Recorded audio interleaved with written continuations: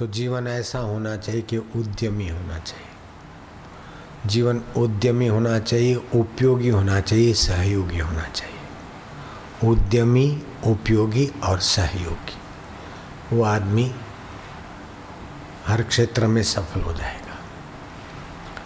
और फिर उसमें ईश्वर का और धर्म का, गुरु का संपुट मिल जाए तो उद्योग तो रावण भी करते थे।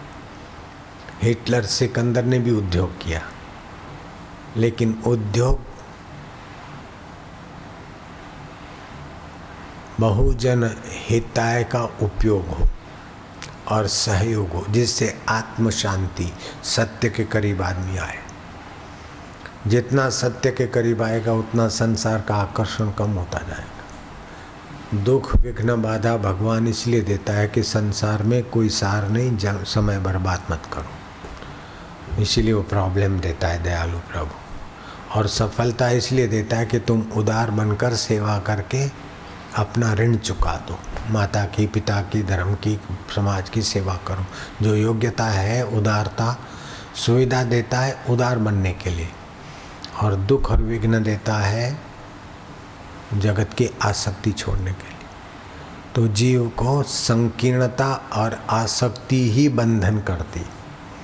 संकीर्णता और आसक्ति मिटी तो जीव को ईश्वर का प्रेम मिलने लगेगा, ईश्वर का ज्ञान उसको रुचेगा और ईश्वर की विश्रांति उसको सामर्थ्य देगी। जब तक ईश्वरीय विश्रांति नहीं मिली, ईश्वर तत्व का ज्ञान नहीं हुआ और ईश्वर का प्रेम प्रसाद प्रगटा नहीं, तब तक ये करूं तो मज़ा आए, ये करूं तो मज़ा आए, ये करूं तो मज़ा आए, भोगूं तो मज़ा आए, यहाँ जाऊं तो मज़ा आए। अब आज एक मोड़ासा से आया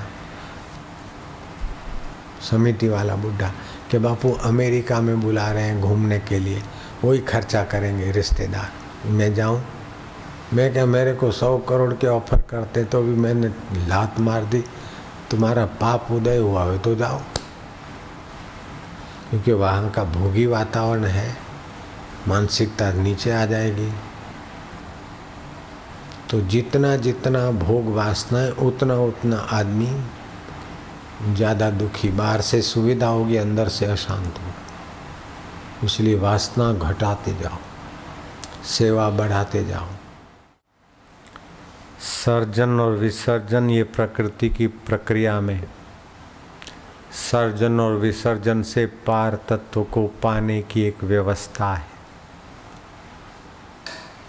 सर्जन और विसर्जन जिसकी सत्ता से होता है, उस परम सत्ता को कहते हैं सत्यम परम धीमहि। उस सत्य स्वरूप को हम प्रणाम करते हैं। भागवत में आता है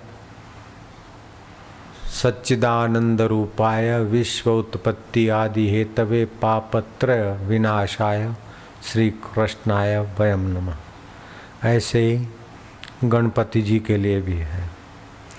तो गणेश जी बाल्यकाल में ही सर्जन और विसर्जन के आधार स्वरूप अपने आत्मा में समाहित रहते थे। गणपति जी के पिताश्री क्या बोलते हैं? वे बोलते हैं उनकी माता धन्य है, उनके पिता धन्य है, उनका कुल और गोत्र धन्य है कि जिनके हृदय में गुरु भक्ति है। गुरु भक्ति अर्थात तुम्हारे लघु जीवन में भी गुरुत्व अर्थात ऊंचाइयों का अनुभव करा देती है। गुरु भक्ति और ऊंचे में ऊंचा तुम्हारा अमर आत्मा है।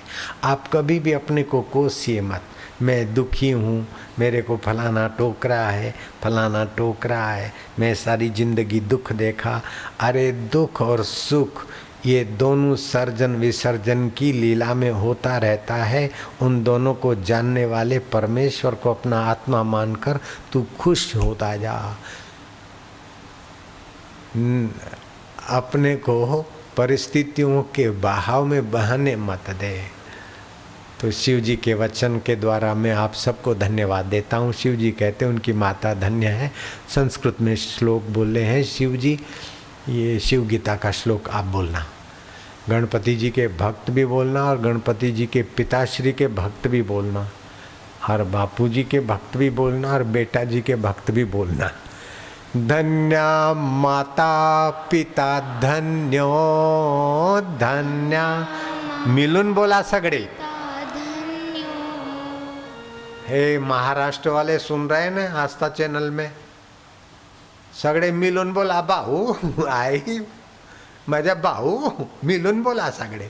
धन्या माता पिता धन्यो धन्या माता